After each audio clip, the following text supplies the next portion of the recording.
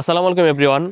গত ১৯ June Big Bash লিগের players draft থেকে রিশাদ হোসেনকে দলে ভিড়িয়েছিল হোবার্ট হারিকেন্স দল। গত বছরও কিন্তু হোবার্ট হারিকেন্স তাকে দলে ভিড়িয়েছিল, কিন্তু ওই বিগ ব্যাশ বিপিএল সংঘর্ষ হওয়ার কারণে কিন্তু তাকে তারা শেষ পর্যন্ত খেলাতে পারেনি। পরবর্তীতে এবছর গ্লোবাল সুপার লিগেও তাকে চেয়েও তারা কিন্তু খেলাতে পারেনি। তবে আসন্ন বিগ ব্যাশ লিগের জন্য আবার পুনরায় তাকে দলে ভিড়িয়েছে, আবার পুনরায় কিন্তু বিগ ব্যাশের সাথে বিপিএলের সংঘর্ষ হচ্ছে। অথচ গত ২২ সেপ্টেম্বর কিন্তু বিসিবি বিগ ব্যাশ লিগে খেলার জন্য, পুরো সিজন খেলার জন্য কিন্তু রিশাদ হোসেনকে তারা এনওসি দিয়ে দিয়েছে। এখনই কথা হচ্ছে যে রিশাদ হোসেন যে এনওসিটা পেয়ে গেছে বিগ ব্যাশের জন্য, তাহলে কি সে বিপিএল খেলবে কিনা। গত ২২ সেপ্টেম্বর যখন তারা তার এনওসি মঞ্জুর করেছিল, তখন কিন্তু বিপিএল হবে কিনা সেটা শিওর ছিল না। তখন নির্বাচন ছিল আর মাত্র ১০-১৫ দিন পরে, অর্থাৎ ২২ সেপ্টেম্বরের পর ৬ অক্টোবর কিন্তু বিসিবি নির্বাচন হয়েছিল। তারপর অল্প সময় পরবর্তী বোর্ড এসে বিপিএল আয়োজন করবে কিনা সেটা নিয়ে কিন্তু একটা সন্দিহান ছিল বিষয়টা, যার কারণে কিন্তু তাকে পুরো সিজনের এনওসি দিয়ে দেওয়া হয়েছে। তারপরে মনে হয়েছিল হয়তোবা যদি বিপিএল যদি আয়োজন হয় সেক্ষেত্রে হয়তোবা তার এনওসি বাতিলও হতে পারে। তবে পরবর্তীতে কিন্তু একটা শিওর হওয়া গেছে যে বিপিএল হলেও তাকে পুরো সিজনের জন্য বিপিএলের বিগ ব্যাশের জন্য এনওসি তাকে দেওয়া হয়েছে। এখন সেটার উপরে আরও সিলমোহর পড়ে গেল আজকে। আজ ১৭ অক্টোবর কিন্তু বিগ ব্যাশ লিগের অফিসিয়াল ফেসবুক পেজ থেকে কিন্তু রিশাদ হোসেনের বিগ ব্যাশে খেলার বিষয়টা কিন্তু আরও ক্লিয়ার করা হয়েছে। তারা সেখানে উল্লেখ করেছে ১০ বছর পর কোনো বাংলাদেশি ক্রিকেটার সাকিব আল হাসানের পর বিগ ব্যাশে খেলতে যাচ্ছে। ২০১৩-১৪ এবং ২০১৪-১৫ দুইটা মৌসুমে কিন্তু সাকিব আল হাসান খেলেছিল বিগ ব্যাশের দুইটা দলের হয়ে, যেখানে সে ৬ ম্যাচ খেলে ৮৭ রান করেছিল ১১৭ স্ট্রাইক রেট এবং ৯টা উইকেট শিকার করেছিল ৬.০৯ ইকনমি রেটে। সাকিবের পর গত ১০ বছর যাবৎ বিগ ব্যাশে কোনো বাংলাদেশি ক্রিকেটার খেলেনি। এখন রিশাদ হোসেনকে তারা পেয়ে তারা উচ্ছ্বসিত। এমনটা কিন্তু গত অল্প কিছুদিন আগেও কিন্তু বিগ ব্যাশ লিগের দলে সাকিব রিশাদ হোসেনের সংযুক্তির বিষয়ে কিন্তু কথা বলেছিল আরুন ফিঞ্চও। আরুন ফিঞ্চ জানিয়েছিল যে রিকি পন্টিংয়ের রেকমেন্ডেশনই তারা তাকে দলে দ্বিতীয়বারের মতো দলে ভিড়িয়েছে। হোবার্ট হারিকেন্স যে দলটা, তাদের দলের হয়ে রিশাদ হোসেনের ম্যাচ খেলার সম্ভাবনা কতটুকু সেটা তো পরে সময় বলে দিবে। তবে এখন কথা হচ্ছে, এখন তো বিপিএল অফিসিয়ালি আয়োজন হবে আগামী ১৯ ডিসেম্বর থেকে, যেটা চলবে ১৬ বা ১৯ জানুয়ারি পর্যন্ত। এখন কি তাকে এনওসি দেওয়া হবে কিনা। তবে রিশাদ হোসেনের কিন্তু একটা ভিডিও বার্তাও কিন্তু প্রকাশ করেছে বিগ ব্যাশ লিগের অফিসিয়াল ফেসবুক পেজ থেকে। এখন একই দিনে সাকিবের নাম মেনশন করে ১০ বছর পর বাংলাদেশি কোনো ক্রিকেটার বিগ ব্যাশে খেলার একটা পোস্ট দিয়েছে বিগ ব্যাশের অফিসিয়াল পেজ থেকে, হোবার্ট হারিকেন্সও নয়, বিগ ব্যাশ অফিসিয়াল পেজ থেকে। তারপর একই দিনে আবার রিশাদ হোসেনের একটা ভিডিও বার্তাও তারা প্রকাশ করেছে, যেখানে সে বিগ ব্যাশে খেলার কথা কিন্তু মেনশন করেছে।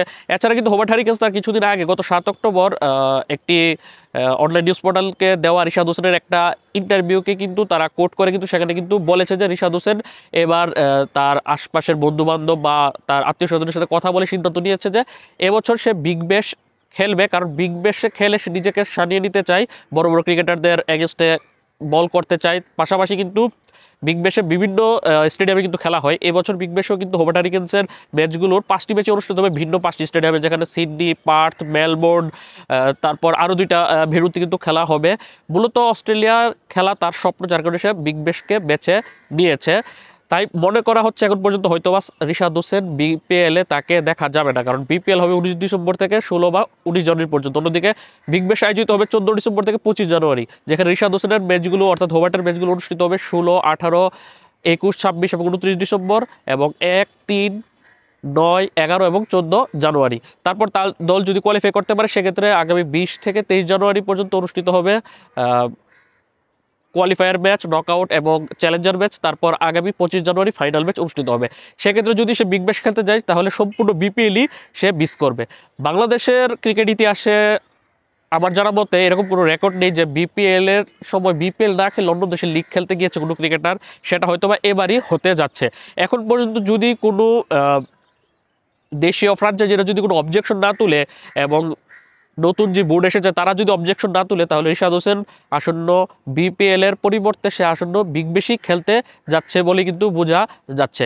কেন ফ্রাঞ্চাইজিদের অবজেকশনের কথা বলেছি, কারণ হচ্ছে বাংলাদেশি কিন্তু আমরা সকলে জানি তামিম, সাকিব, মুশফিক, মাহমুদুল্লাহ, মাশরাফি, এই 5টা যে বড় নাম, তারাই কিন্তু বেশিরভাগ বিপিএল কিন্তু তার আইকন ক্রিকেটার বা এ গ্রেড ক্রিকেটার হিসেবে থাকে। আসলে বিপিএলে তামিম ইকবাল খেলবে বলে মনে হচ্ছে না। সাকিব আল হাসান তো নেয়, বিপিএল সর্বশেষ বিপিএলও খেলেনি। মুশফিকুর রহিমেরও প্রায় এটা শেষ বিপিএল বলা চলে। মাহমুদুল্লাহ রিয়াদ যদি খেলে দুজনের শেষ বিপিএল, মাশরাফি তো নেই। এখন এই অবস্থাতে কিন্তু নতুন ক্রিকেটারদেরকে কিন্তু এক ক্যাটাগরিতে আপগ্রেড করা হয়েছে।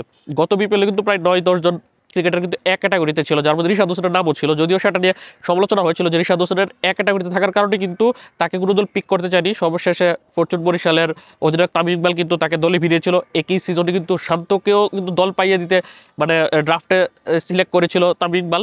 তাই বলা যায় যে এখন যেটা বোঝা যাচ্ছে যে বিগ ব্যাশে গত সিজনে সে খেলতে যায়নি বিপিএলে খেলার জন্য, অথচ সেই বিপিএলে কিন্তু তাকে ক্যাটাগরির দোহাই দিয়ে কিন্তু তাকে ড্রাফটে কোনো দল পিক করেনি। যদি ফরচুন বরিশাল পিক না করতো তাকে ছাড়াই খেলতে হতো।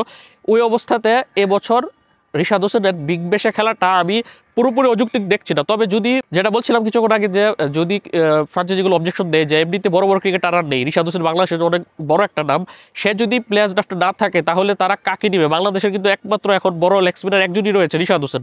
এখন রিশাদ হোসেনকে একমাত্রই বলা চলে, আর তো কোনো লেগ স্পিনার চোখেও পড়ছে না।